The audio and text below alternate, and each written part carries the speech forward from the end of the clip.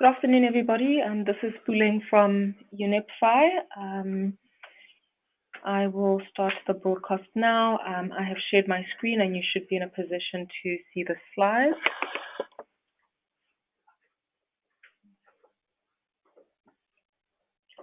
You are all muted at the moment, so in the event that you cannot see my slides, please or you have any questions, please can you write in the chat box.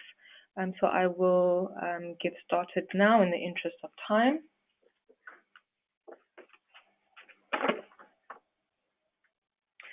So the principles for responsible banking were developed in a partnership between 28 banks and UNEP-FI. So what will the principles achieve? So I think just as a start, let me also share my camera so that you can all see me.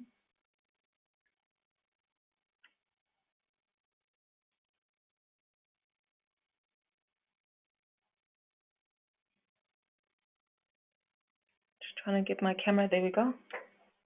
All right, so as a start, the principles provide a comprehensive framework that any bank, regardless of where it is in its sustainability journey, can sign up to, as long as they're committed to sustainability as well as responsible banking.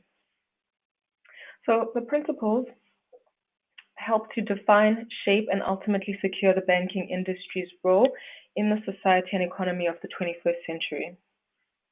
They will strengthen customer engagement as well as trust with your customers as well as your stakeholders. They will enable banks to credibly demonstrate and communicate their purpose and contribution to society, and a lot of this is enabled through the transparency requirements. And they set the global benchmark for responsible banking and provide guidance on how this can be achieved. Move on to the next slide. So in terms of the key features of the principles, the principles embed, the principles embed sustainability at the transaction, portfolio, and strategic level of a bank's business. And this allows the bank to take a holistic approach to sustainability. They align a bank's business with the SDGs, the Paris Climate Agreement, and relevant national and regional frameworks.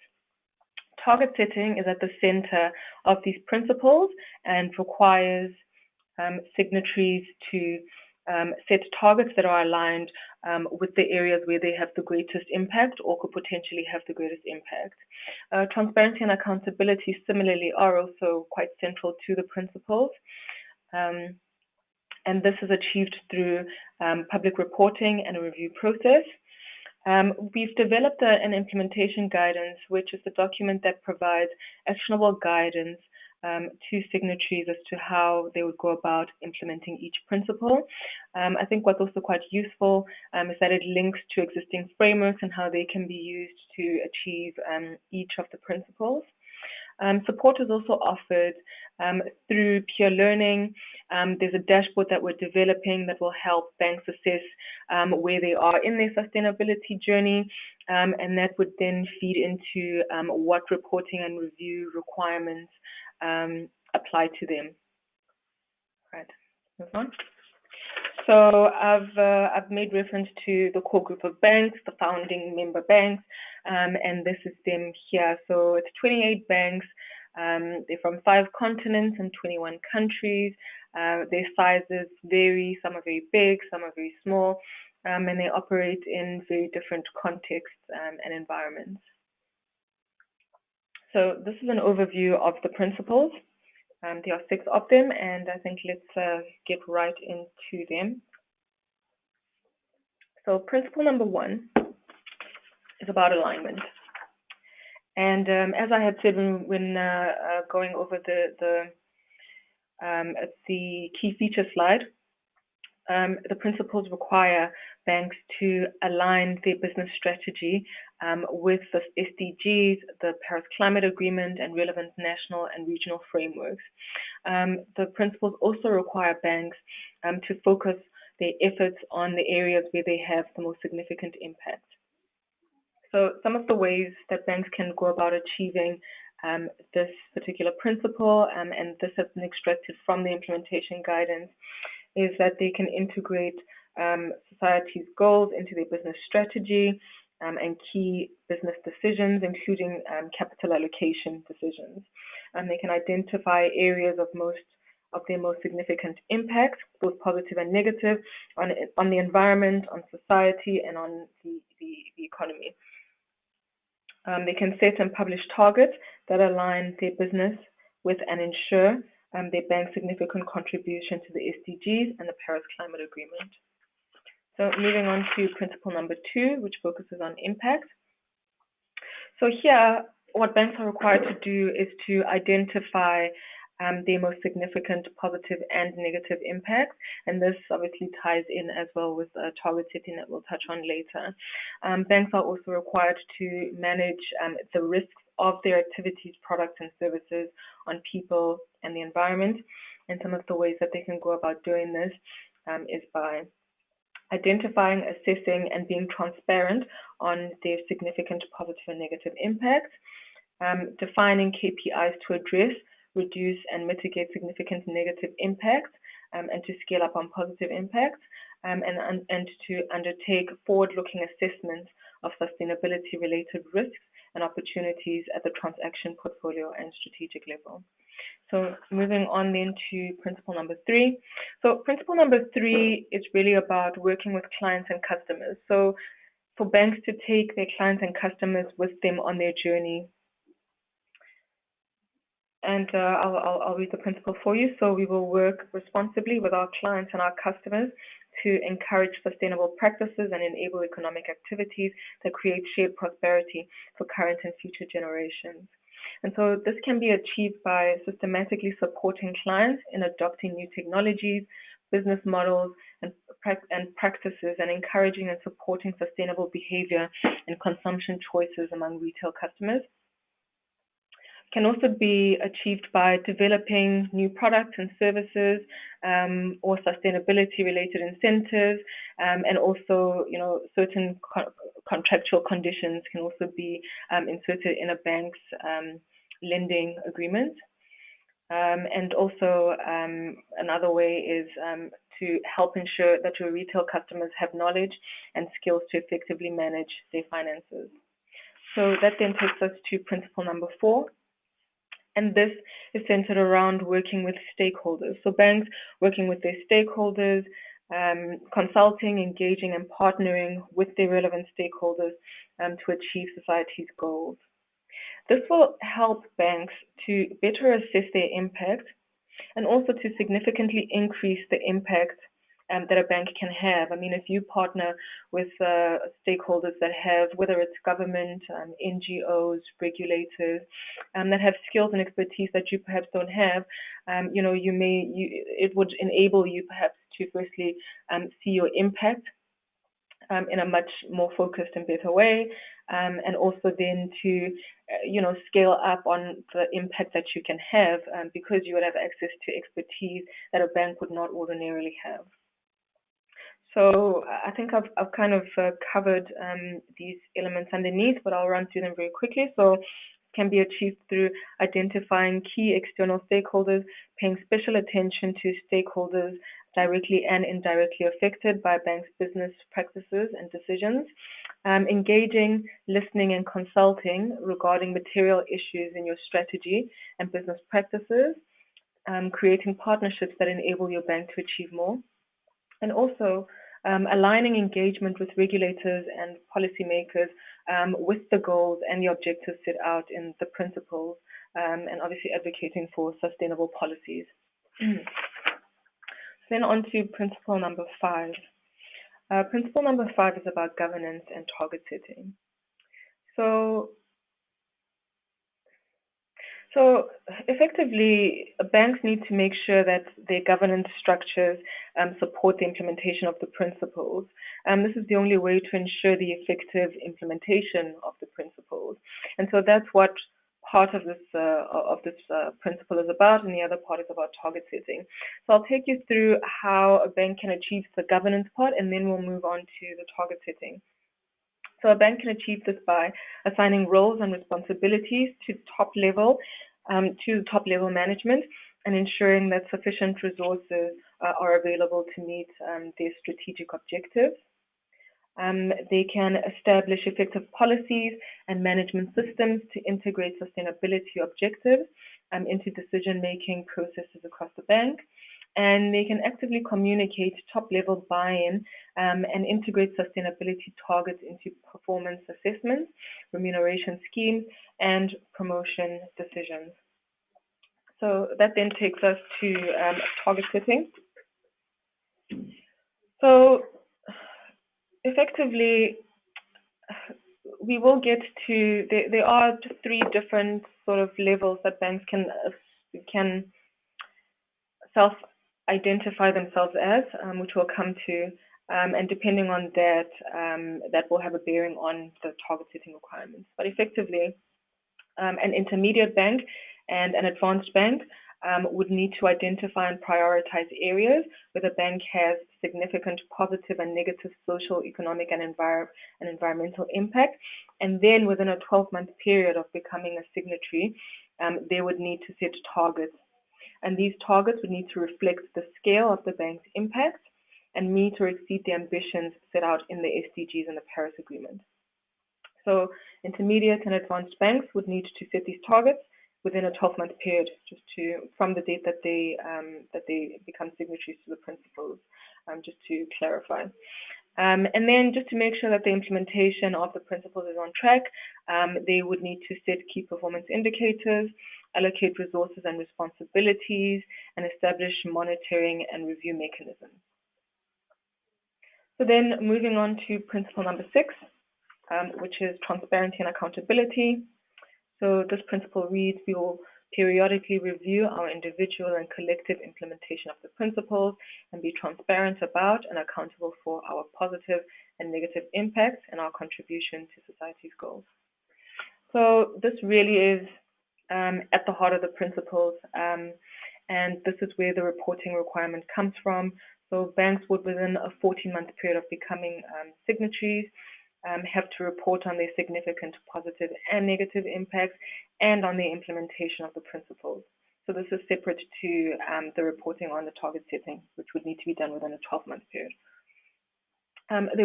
This reporting would also then undergo a review process, and depending on the level that the bank has identified itself as, there are different criteria, and let's move on to those right now. So a bank can assess itself as a starter bank, an intermediate bank, or an advanced bank. And the difference really is what you have to report on and what gets reviewed. So a bank that identifies itself as a starter bank would then be indicating that it's relatively at the beginning of its sustainability journey. Such a bank would need to report on transparency. And what that really means is that the bank would need to report on how it's implementing the principles. So, its implementation of the principles, and that would be reviewed. That reporting would be reviewed by UNEPFI, which would give feedback and recommendations on how that starter bank can improve on its reporting. And a bank can be a starter bank for up to 24 months, after which it would then need to progress to an intermediate bank status. An intermediate bank, also a bank can be an intermediate bank for a period of 24 months before having to then advance to the next, to being an advanced bank. And an intermediate bank would need to report on transparency, and as I had said, that's really its implementation of the principles, and it has to do that annually, and also then its target setting process. So how have you gone about setting your targets? What is the process that has happened in the background to actually get you to those targets? And UNEPFI would also run this review. It would review the reporting, Where it identifies shortcomings in the transparency reporting, it would formally ask that particular signatory to basically address those shortcomings. And as far as the target setting process is concerned, UNEPA would give feedback and some recommendations on how the process could improve. So for advanced banks, the process is a little bit different. It's not UNEPA that would run the review. Here, it would either be the assurer that already assures the bank's sustainability report, or it would be an independent reviewer. So banks have a choice between those two options. But the idea is that then is an independent body that runs that review process. An advanced bank would need to report on its implementation of the principles, its target setting process, as well as progress that it has made on targets that were previously set. And when an assurer or an independent reviewer reviews this reporting, if they find that there are shortcomings, they would then formally ask the bank to address those shortcomings. And in the event that there's consistent unexplained failure to address shortcomings, that particular bank could be removed from the signatory list. All right, then moving on to the process going forward. So as many of you know, the principles were launched on the 26th of November by a number of the founding bank CEOs at the Global Round Table in Paris. That date marks the beginning of the global public consultation, and that period will run until May 2019. Banks are also able from this point onwards, well, banks and stakeholders are able from this point onwards to endorse the principles. As of September 2019, banks will no longer be able to endorse the principles, and that status will fade away because that's when the principles become available for signature.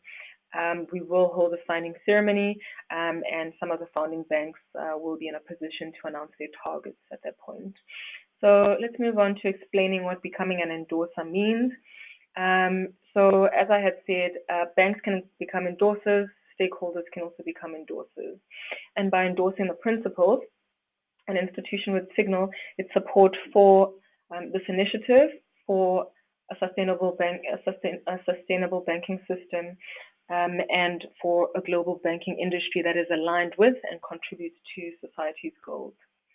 It would also signal its commitment to take a leadership role in addressing pressing global and local social and environmental challenges, and specifically for banks, it would signal its intention to sign and commit to the principles for responsible banking when they become available for signature in September 2019.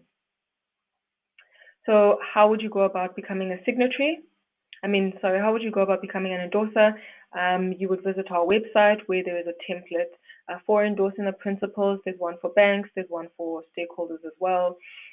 Your CEO would need to sign that letter, and then you would also need to make a public announcement, basically stating with a quote from your CEO your endorsement for the principles. We are announcing the first round of endorsers next week, Tuesday, on the 18th of December, and the next round will then be in February next year.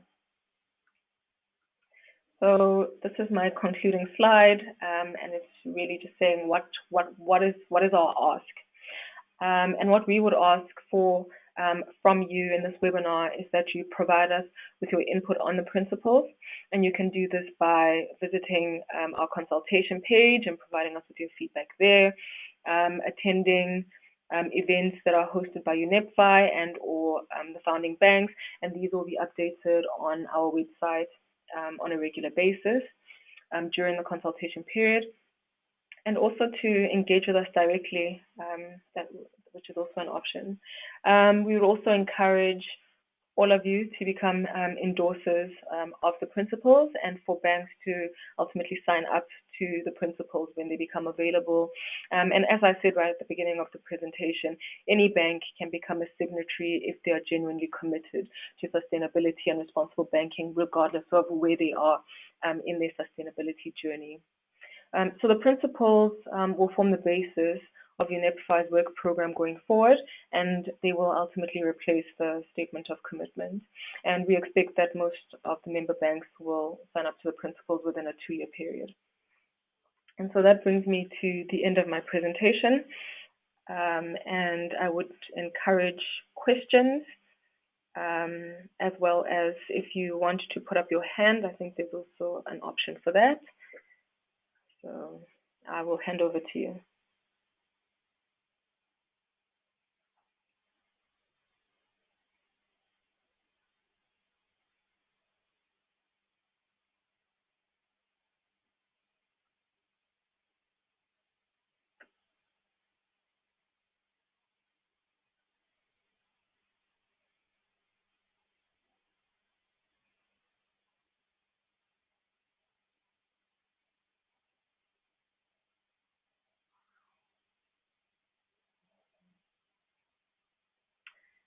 Okay, I see a hand from Johan.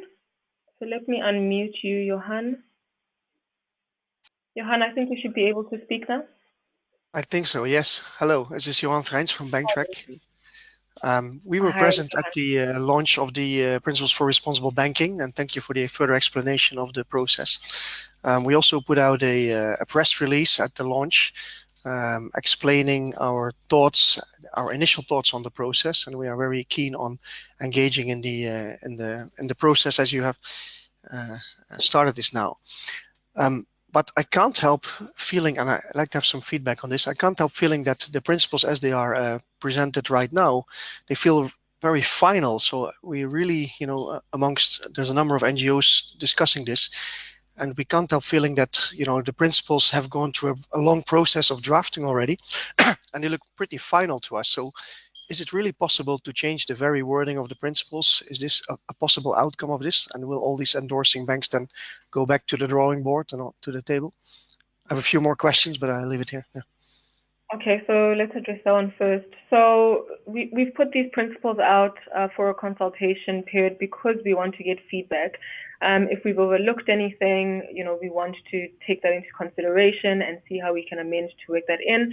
So yes, if you say they look pretty final, it's because they have been through quite a process. Starting from April, we've been working on these, and there's obviously been a lot of perspectives from 28 banks. And we also had a civil society advisory group as well that were working with us. So they have been through quite a process, but they're definitely not final, and it is possible to amend them. It is obviously a process, but we really do encourage the feedback because we do want these to really be as holistic and as considered as they possibly can be. Okay. Is there space for two specific questions, or if there's someone else that wants to talk? I just want to have a look to see if there's nobody else at the moment, Johan, so you can ask your next question. Okay. It's in relation to your presentation. I heard you say that banks have to set targets. Will these targets be, is it the idea that the targets will be public from the very beginning, or is this somewhere embedded in the bank's processes that there are targets, but that onlookers cannot judge the targets? So accountability and transparency are central. So a bank needs to, an intermediate and an advanced bank need to, within a 12-month period of becoming a signatory, they need to publish publicly their targets. Okay. So yeah, so and that's also the same goes for within a 14-month period of becoming a signatory, they need to report on the implementation of the principles, and annually thereafter they need to keep doing that. So it is about inviting that public accountability by displaying publicly what it is. So you've made a commitment, and now you need to display publicly how you are working to achieve that commitment. Okay, thank you. I have a final small clarification question.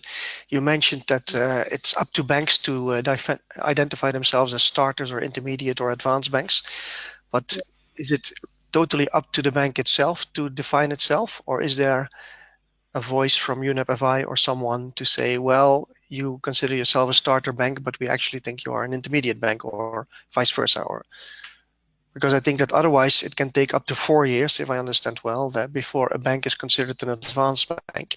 And for over 4 years, there's not a whole lot to expect from that bank. Well, maybe I'm exaggerating now, but I wonder if the self-identification, if someone else will look at this, how a bank defines itself.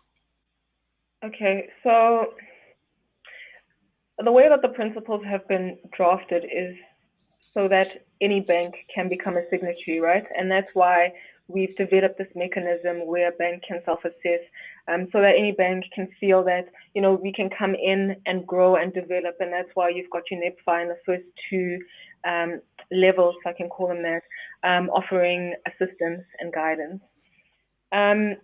At the moment, the way that we have conceptualized this is that a bank assesses. What we will do, though, is we are developing a dashboard that will help banks. So through answering a set number of questions, a bank can then assess in that way sort of what level they're on. So it's not completely sort of left to the bank to just kind of say, well, I think I'm an intermediate bank. There's a set of questions. The bank will answer those questions, and at the end of it, then there'll be an indication of where the bank falls. And Okay, so I well, think that's a tool that may then bring in some standardization. yes, that helps. Thank you. Okay. All right. Thanks, Johan. I'm not seeing any. If anybody else wants to ask a question, please raise your hand. There is space for you to do that. There's nothing in the chat box at the moment.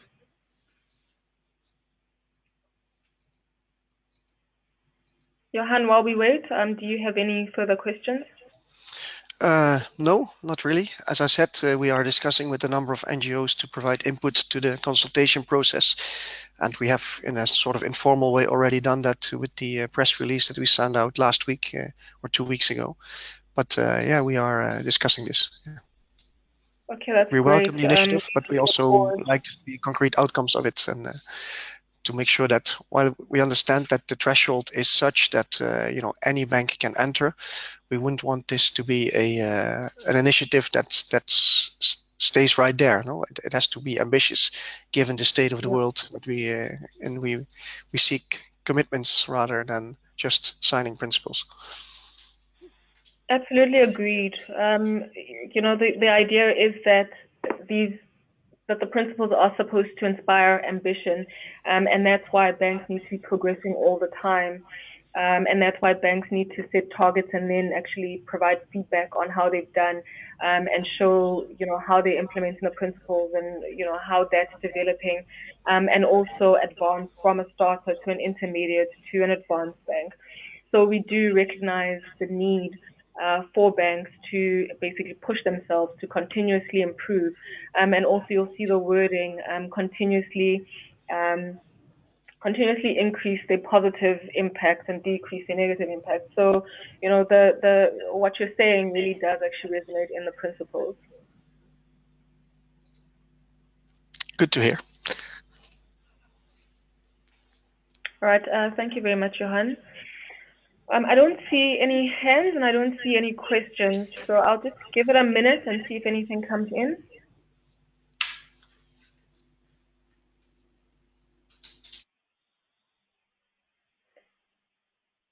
I see something here about taken off the signatory list. It looks like somebody might have written that. Oh, wait, hold on. There's a question here. My question box is really small. I don't know how to extend this.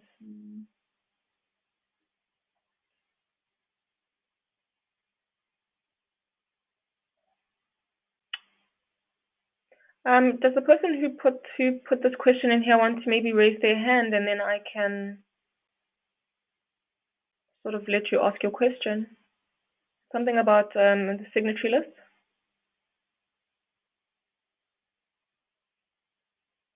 Okay, let me see if I can read this. Just bear with me. I've got a very small box. It says, "Thanks a lot for this presentation. How quickly would..." It's Stefan.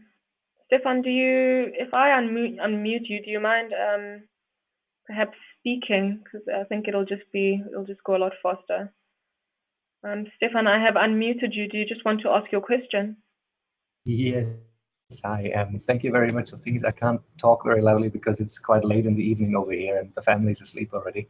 The No question problem. was, how quickly would non-compliance with the principles lead to a bank being taken off the signatory list?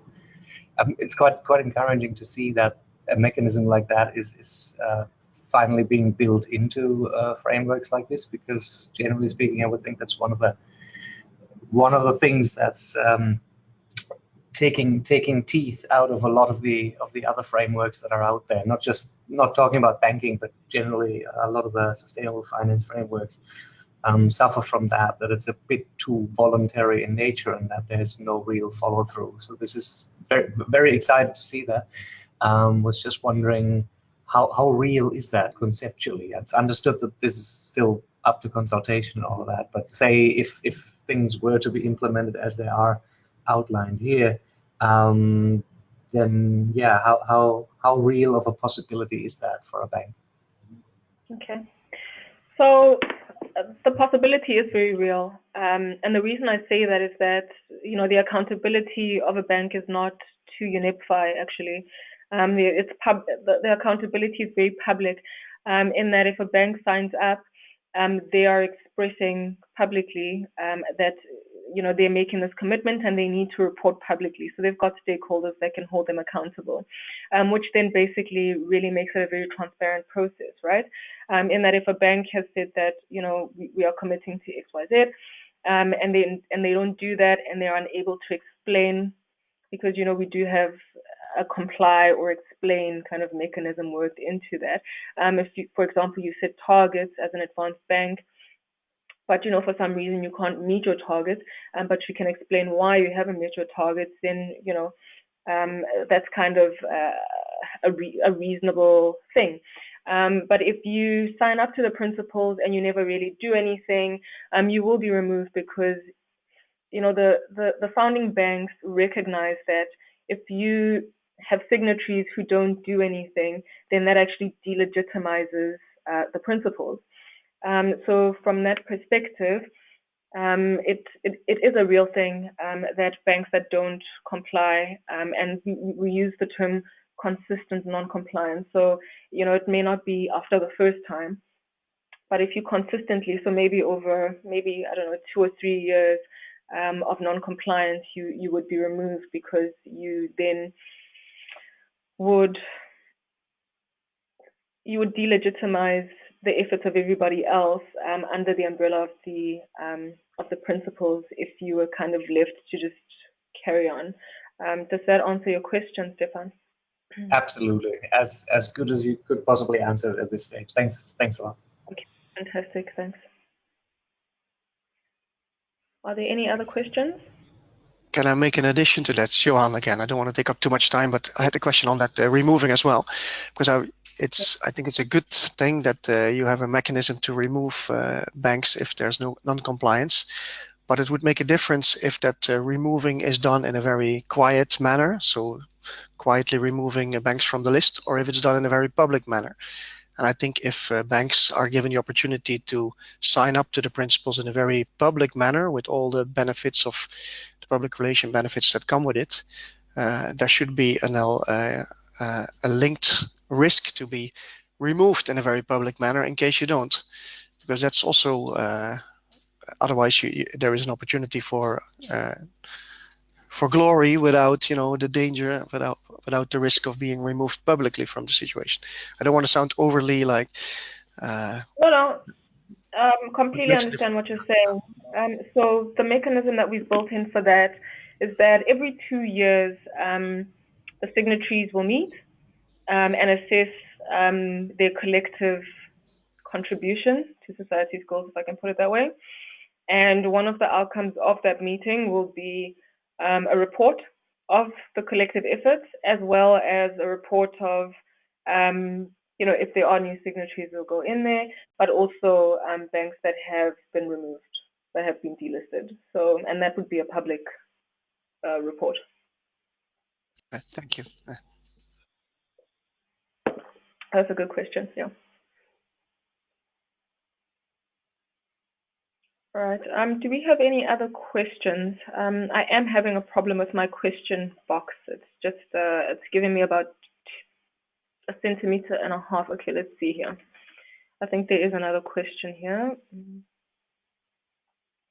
There's a question that what measures are in place to discourage most signatories to declare themselves as starter banks to begin with, even if they might be considered. Did you write this, Johan? Because I think I've answered this question. Oh, no, I didn't write that. No. Okay, so all right, so I think that what will kind of standardize this process and kind of make sure that banks fall more or less within the category that is most suitable for them is this questionnaire that we are going to put together on the dashboard that we're developing. So, I mean, I think that will guide banks quite significantly in terms of which category they fall into or which level they fall into. I also think that there aren't too many banks that would want to kind of put themselves in a category that's, you know, not quite commensurate with their standing and where they are. But like I said, that failing, we've got a dashboard that will kind of provide them with more or less a very good indication of where they should be. So that's what we have at the moment. If you think that we need to look more into that, please do give us that feedback. And if you have any suggestions about how we can do that, please do provide us with that. What we do want to do, though, is kind of still leave it within, you know, a bank's remit for them to be the ones who determine where they are. But what we can do is provide tools that kind of help to make sure that they actually do end up in the category that they should be in. I hope that answers this question.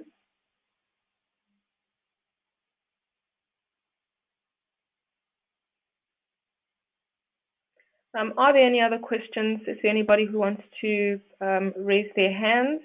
Tasneem. Tasneem, you are unmuted. Oh, hello. Thanks. I've been having a difficult time having more questions go through and raising my hands. I actually wrote that question about the starter banks before Johan asked it, so I was glad he asked it because I was thinking about the same.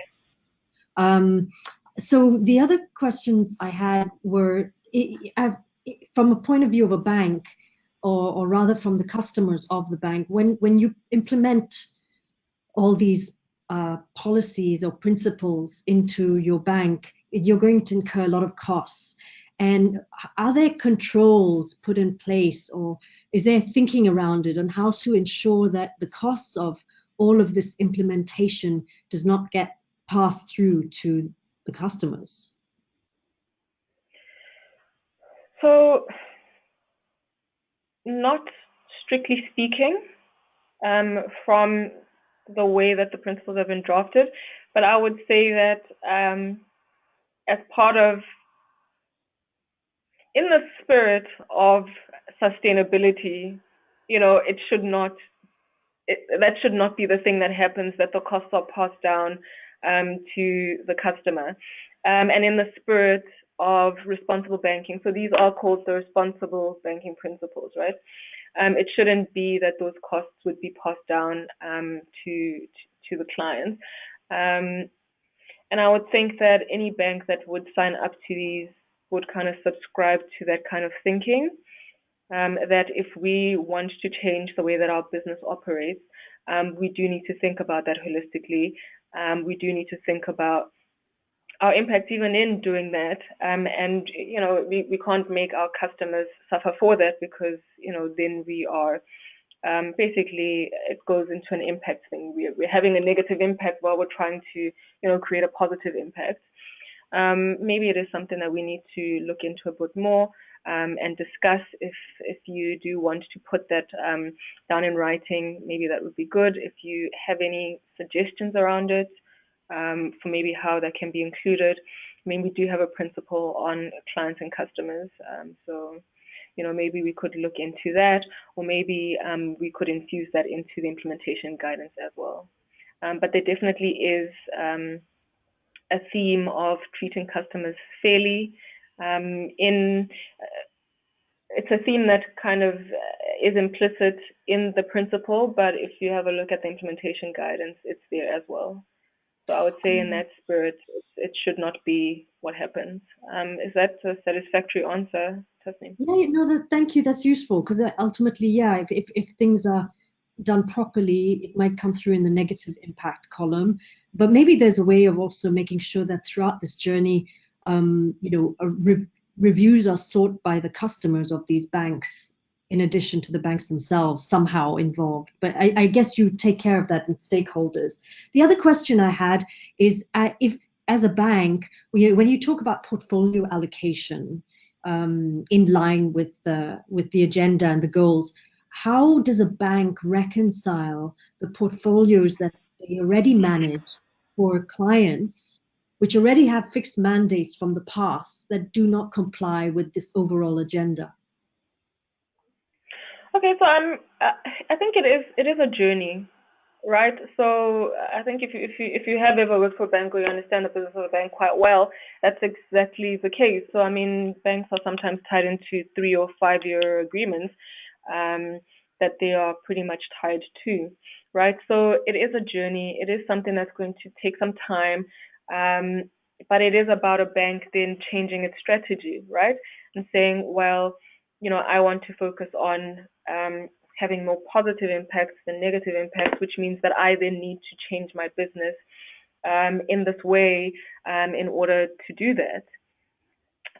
If you're talking about climate, for example, it would be that we need to look at working with our clients, perhaps to change the technologies and industries that they're in, or to start drawing back on financing certain things and funding more into climate positive technologies. So it is a journey. It's not something that's going to happen overnight. Banks are in certain agreements that they need to see through to the end.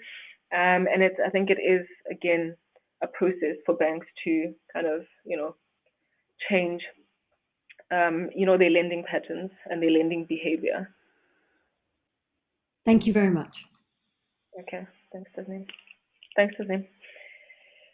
All right, any other questions? We do have some time, so Tasneem, if you want to ask something else.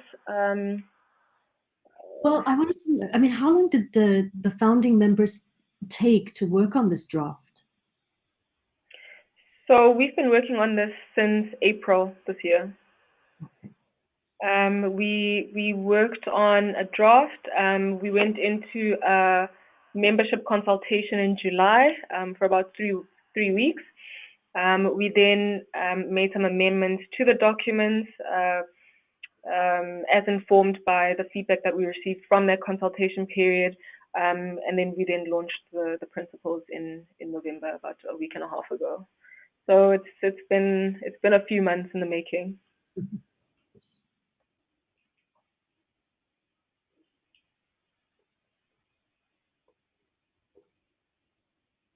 And you said that some of the founding banks will actually announce goals at the launch next year.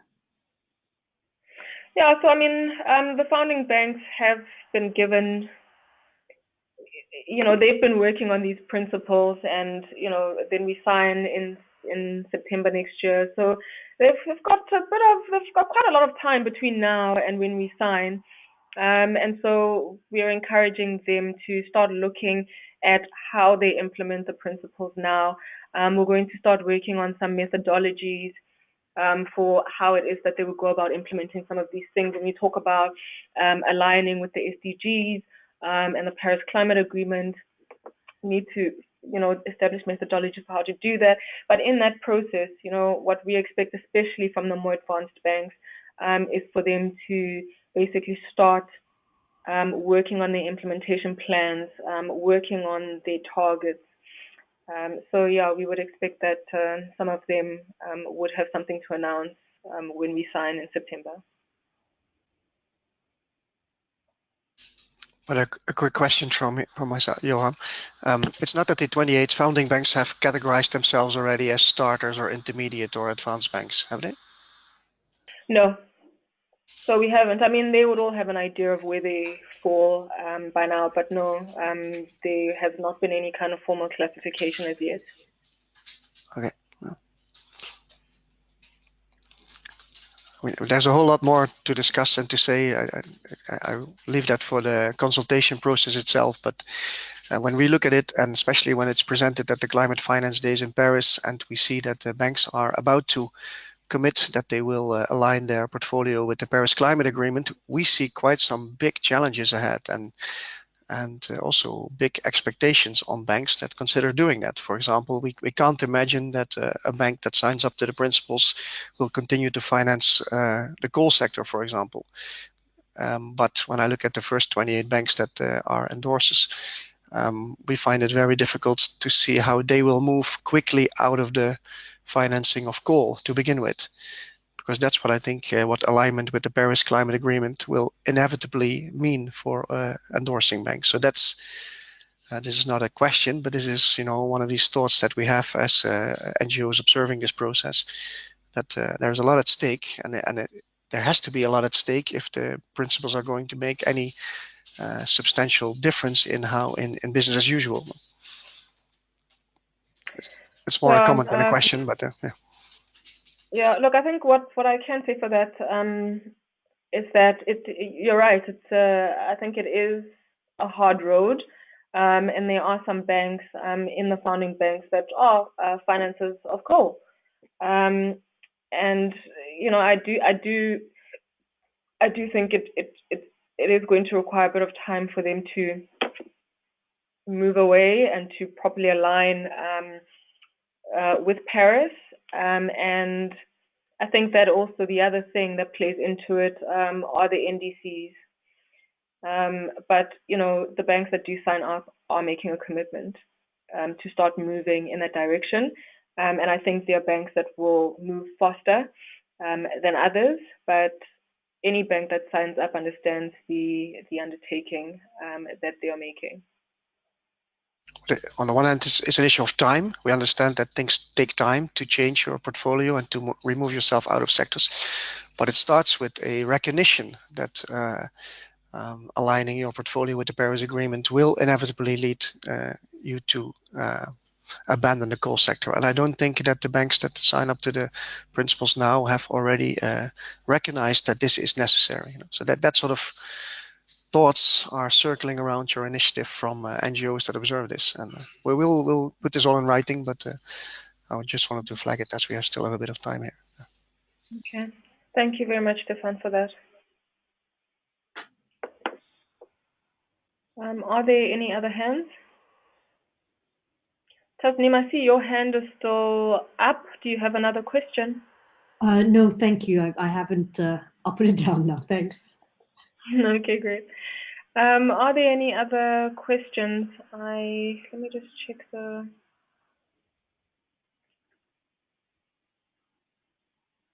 I'm not seeing any other questions in the question box either.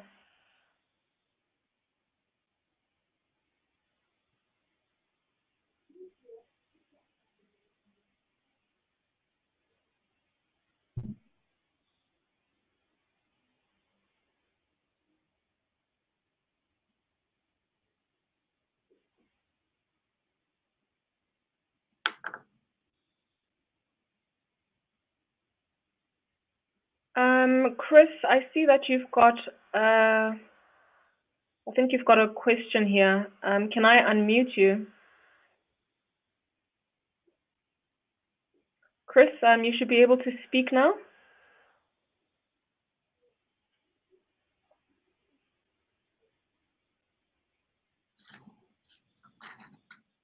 Chris Monks, are you able to speak?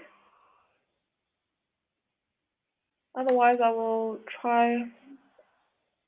To read the question here that you've written. So you said, the Paris Agreement, many financial institutions are still trying to work out how best demonstrate compliance with TCFD recommendations beyond high-level quantitative commitments, and see this being a 5-year process, and even want to see TCFD reporting as a mandatory reporting requirement. How do you factor in this uncertainty in governance, and also don't punish first movers in areas like disclosure on 2-degree pathways? Chris, do you want to speak a bit more to this question? You should be able to speak.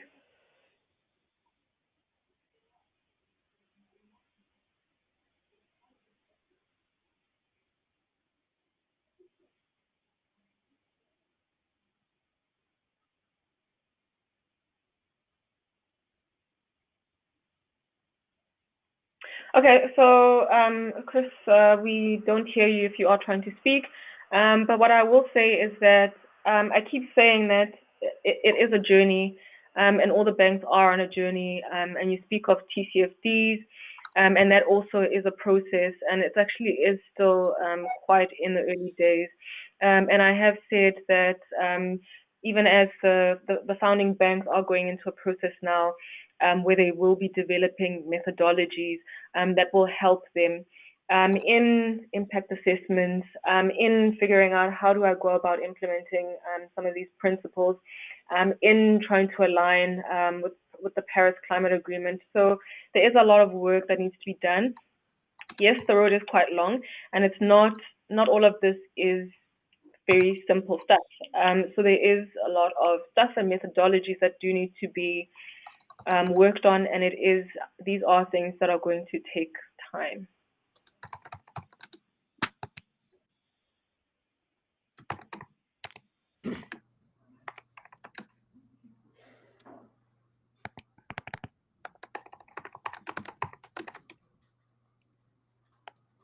Okay, Chris, I see you saying that your microphone is not working. Okay, cool. So I am hoping, okay, I see that your microphone isn't working, Chris. So I'm hoping that I've answered your question. If I haven't answered your question sufficiently, please do make that comment. Please, I would encourage all of you to visit our web page, the Principles web page. You'll find a link there that will take you to our online consultation page, where you can leave your comments. You can also email myself and Simone. Our contact details are on the Principles page under Contacts. If you want to get in touch with us, if you want to call with us, we are also amenable to that. So please do engage. And I'll just check if there are any more hands in the interim. So I don't see any more hands, and I don't see any more questions. So is there anybody else who wants to ask a question before? Oh, I see there's a question here about, are there any costs related to becoming an endorser or signatory? Okay, so there's no cost to becoming an endorser. To become a signatory, you do need to be a UNEPFA member. So to endorse the principles, you don't need to be a member, but in endorsing the principles, what you're undertaking to do is to become a signatory to the principles. And so you would not necessarily need to become a UNEPFA member now, but you would need to become a UNEPFA member before the principles become available for signature. And there's a cost associated to being a UNEPFA member. But that's not a cost to signing up to the principles, it's just a cost to being a member of UNEPFA, and getting the benefits that are associated with membership, like working on projects such as these, peer learning and sharing, and that kind of thing. So that would be the only cost that would be associated. I hope that answers the question. And then there's something else here about, are there any financial incentives being worked on in collaboration? Okay, hold on. Are there any financial incentives being worked on in collaborative partnerships that may encourage early banks to sign up as started, e.g. IFC lending? No, we do not have any financial incentives. No, we don't, no. So the answer to that would be no. The proposition is if you are a bank that wants to show leadership, that is committed to sustainability and to responsible banking, then you sign up. Collaborative efforts will happen internally in not just the founding group of banks that have been working together, but with endorsers as well in terms of creating methodologies and stuff like that. So that's where the benefits come in.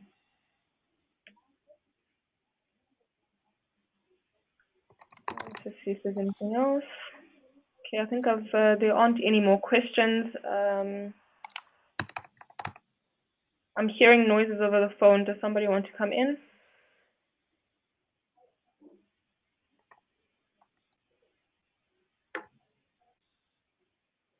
Okay, so I think that if there are no more questions, then we can actually end the session.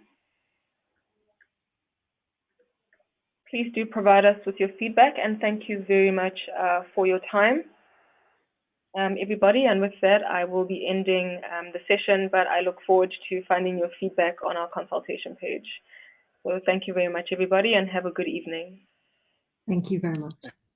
Thank you for the presentation. Bye-bye. Thank you.